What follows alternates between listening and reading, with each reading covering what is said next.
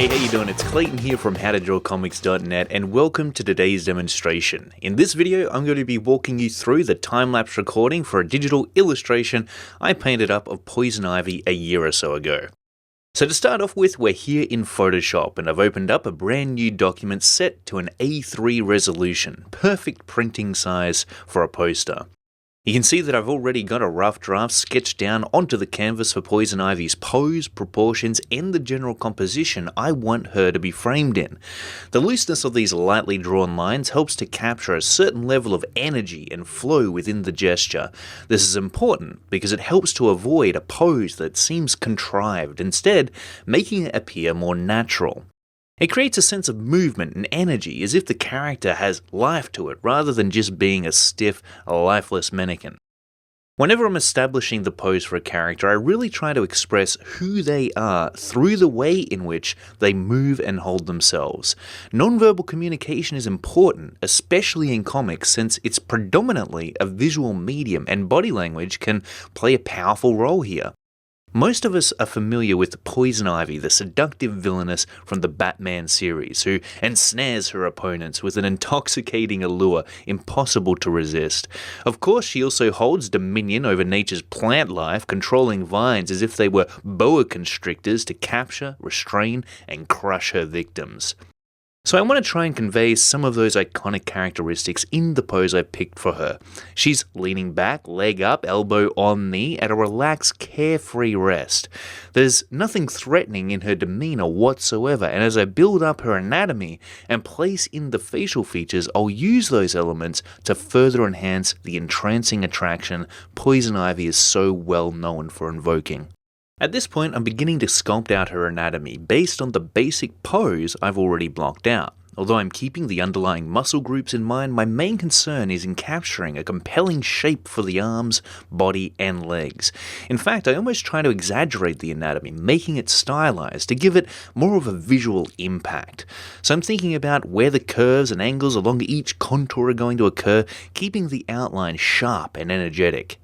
To make the pose more dynamic, I've looked for areas where I can foreshorten the anatomy to create additional depth within the drawing. For example, if you look closely, Poison Ivy's body angles back and forth in perspective along its entire length. We've got the head tilted forward as it rests on her hand, partially framed by the arm that's leaning against her knee, the neck then receding back into the body only for the torso to be pulled into the foreground again as it leads down into the pelvis. From there we have one leg raised and the other at rest as it pops out even further, protruding into the bottom right corner of the canvas. Her arms also have variation in the way they're posed and the degree to which they're foreshortened.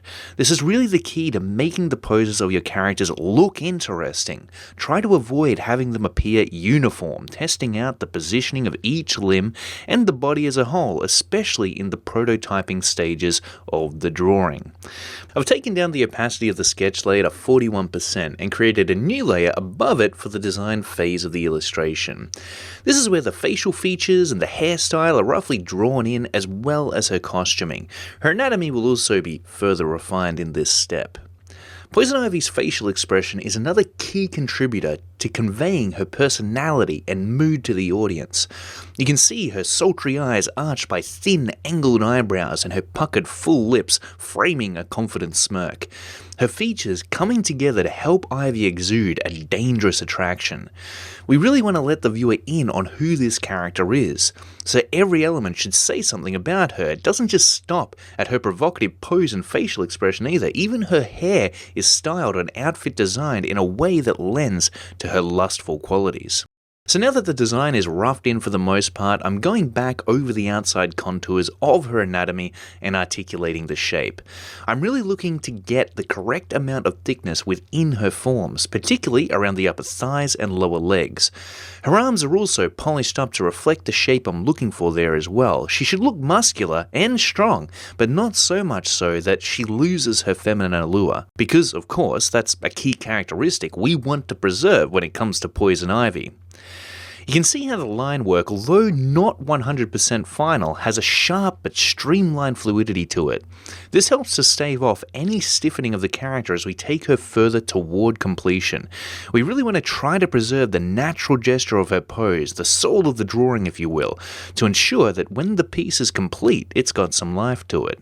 As I make these adjustments, I'm flipping the drawing back and forth to double check for mistakes and to fix up any areas of the illustration that don't quite look right. By mirroring the artwork, I avoid tunnel vision and get a fresh perspective on the composition.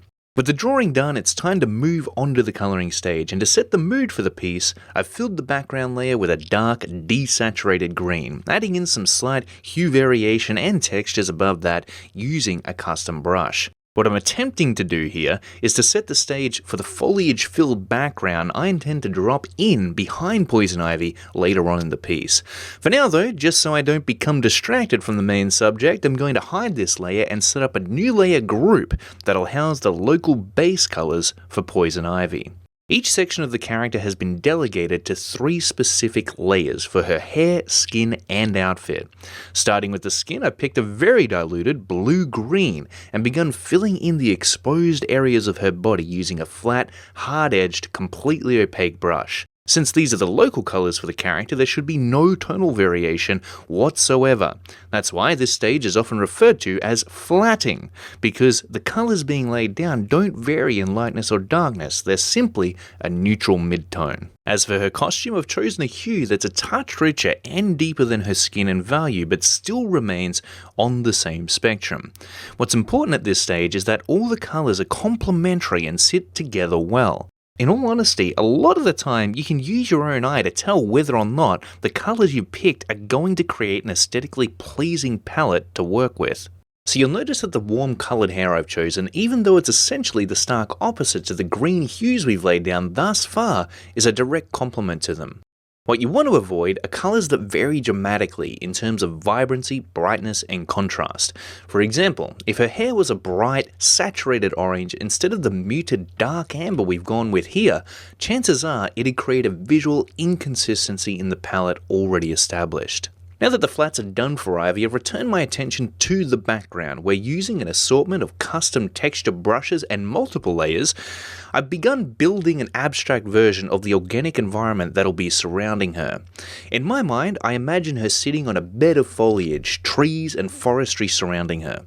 I'm not concerned at all with any of the details yet. I'm thinking broader than that, focusing on the larger portions of the background that'll frame Ivy. Colour is also a major factor here, since as I compose a bulk of the background with broad splashes of coloured silhouette, I'm also building upon that base colour scheme.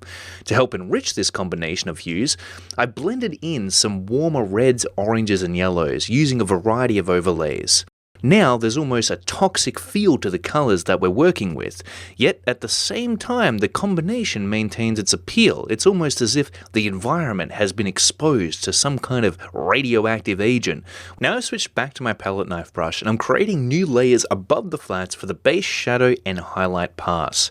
Starting at the top, I'm working my way down the length of the figure using a darker and lighter version of each of the mid-tone colours to lay in the shadow and highlight tones for each section of the character.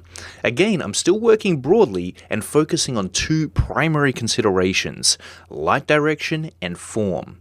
The thinking process I run through here is to first decide where the light source is positioned in the scene, and in this case, it'll be projecting down onto the character from the top left. This tells me immediately where the shadows and highlights are going to occur across the character. Next is form. As I roughly lay in the shadows, I'm breaking each part of Poison Ivy down into basic 3D geometry, asking myself what surface planes will be lit and which ones will curve away from the light. With the base shadows and highlights painted in, I'm now creating a new layer named Shadow Overlay, which I'll set to the multiply blending mode. As I airbrush over the shadowed areas of the character once more with a diffused blue-green hue, what this allows me to do is add an overlay of colour to the darker tones. We'll also give the lighting itself some colour, since in reality, natural lighting projects colour of its own, which overlays the environment along with the people and objects within it. For the highlight color, I've switched to a warm yellow-orange tone and created a new layer above the shadow color and set it to overlay. Not only do these shadow and highlight overlays enrich the color palette for our illustration, but it also makes the lighting much more realistic. And that wraps up part 1 of our Poison Ivy illustration. Next we'll get into the nitty-gritty details as we refine this villainous vixen to a much higher degree of polish. I truly hope you got a ton of value out of this video, and if you haven't already, be sure to subscribe for more comic art tips, tricks, and tutorials. Until next time, keep on creating.